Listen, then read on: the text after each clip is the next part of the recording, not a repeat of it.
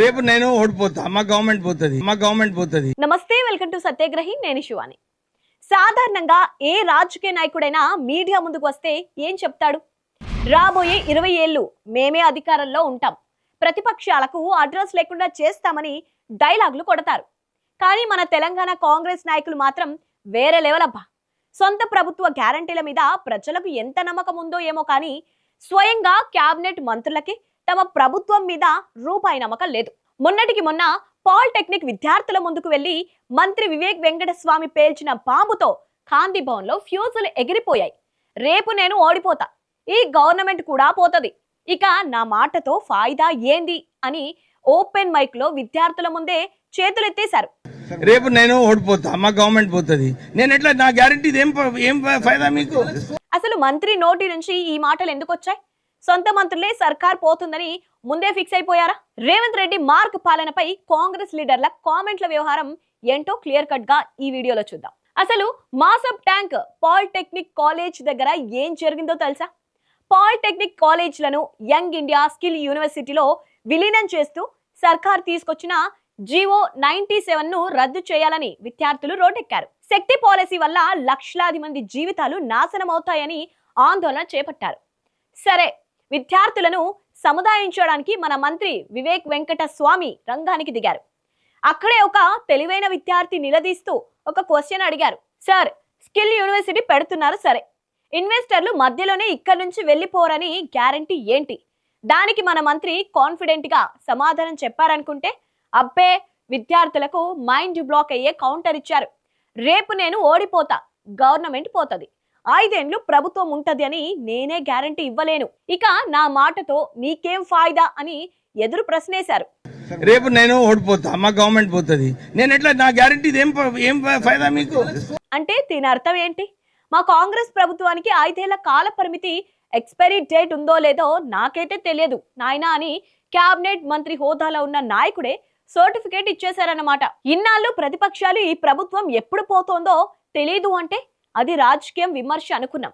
కానీ ఇప్పుడు స్వయంగా మంత్రులే మేమే ఓడిపోతాం, సర్కార్ పోతదని డిక్లేర్ చేస్తుంటే రేవంత్ రెడ్డి ఏమో రాష్ట్రం మొత్తం ఇండస్ట్రియల్ హబ్ చేస్తాం, లండన్, న్యూయార్క్ చేస్తామని స్పీచ్లు ఇస్తున్నారు.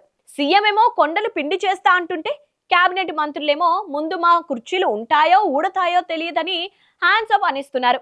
మరోవైపు ఈ శక్తి పాలసీని నిరసిస్తూ రాష్ట్ర వ్యాప్తంగా విద్యార్థులు ఓలెత్తిస్తున్నారు. మెదక్లో కండ్లకు గంటలు కట్టుకుని సర్కార్పై నిరసనలు, సిద్దిపేట హనుమకొండ రహదారిపై పైటాయింపులు, సంగారెడ్డిలో రోడ్లపై నిరసన ప్రదర్శనలు, ఇలా రేవంత్ ప్రభుత్వానికి వ్యతిరేకంగా విద్యార్థులు నిరసన కార్యక్రమాలు చేపట్టారు. ఓట్ల కోసం గ్యారంటీలు గుప్పించారు. తీరా గెలిచాక విద్యార్థుల భవిష్యత్తుతో ఆడుకుంటున్నారు అని స్టూడెంట్స్ ఆగ్రహం వ్యక్తం చేస్తున్నారు.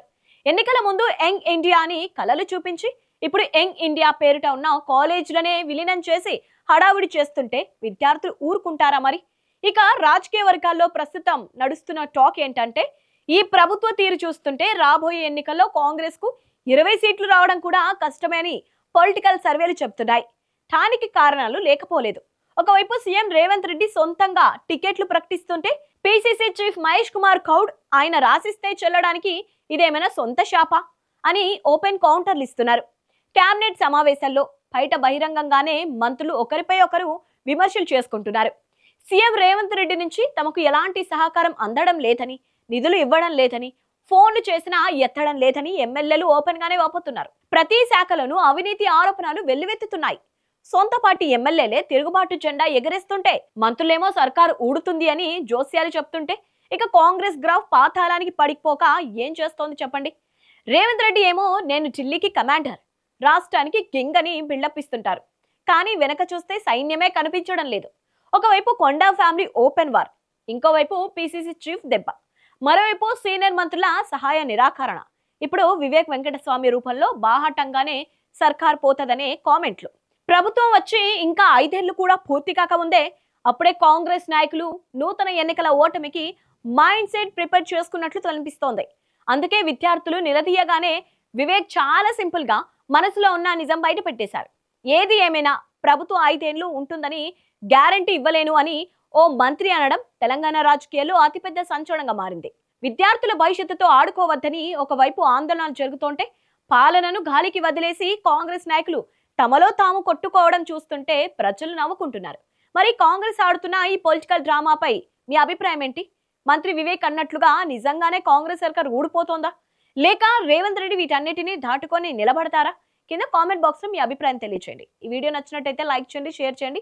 ఇలాంటి పొలిటికల్ అప్డేట్స్ కోసం మా సత్యాగ్రహ ఛానల్ ఇప్పుడే సబ్స్క్రైబ్ చేసుకోండి.